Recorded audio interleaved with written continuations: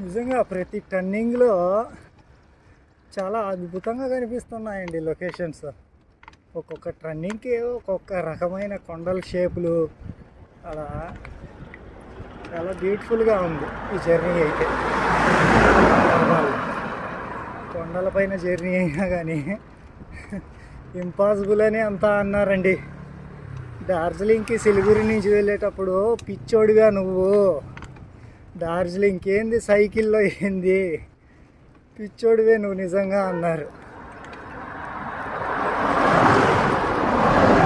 ఇప్పుడు కాఠ్మాండు అంటే సాదా రోడ్ల నుంచి మామూలు ఈ హిల్స్ ఏరియాకు వచ్చే ప్రాంతంలో ఈ హోటల్స్లలో కాఠ్మాండు కంటే నువ్వు నిజంగా పిచ్చోడి లెక్కనే, పిచ్చోడివే నువ్వు.